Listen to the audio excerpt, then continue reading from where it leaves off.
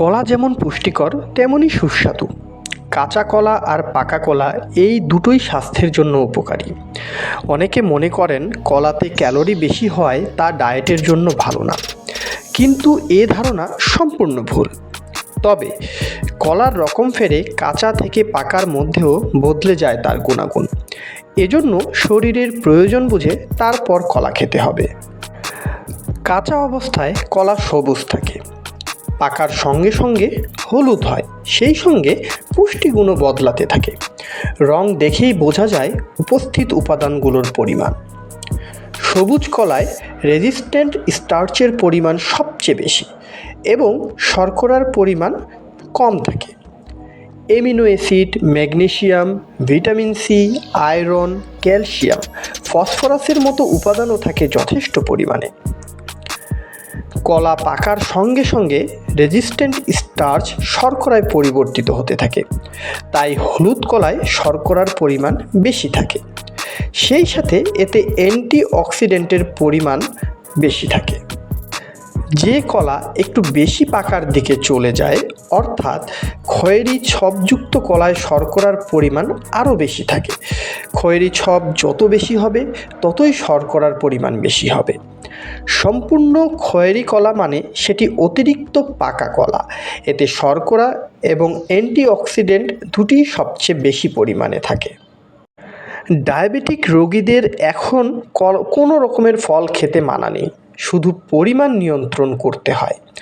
কলার ক্ষেত্রেও তাই।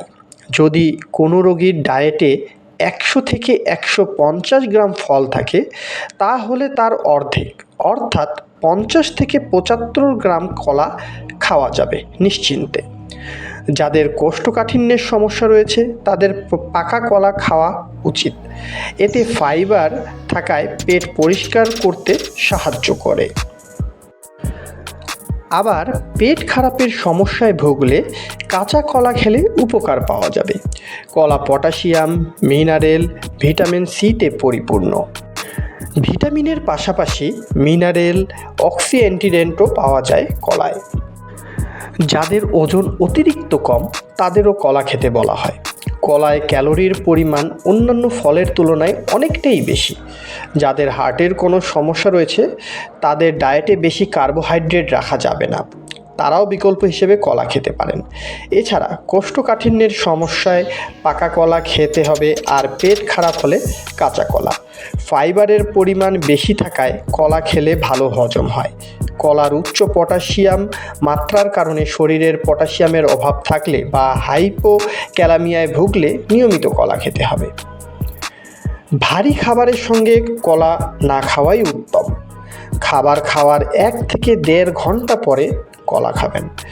কলায় প্রচুর পরিমাণে ফাইবার থাকে। এই সময়ের ব্যবধানে খেলে ফাইবার সহজেই শরীর গ্রহণ করতে পারবে।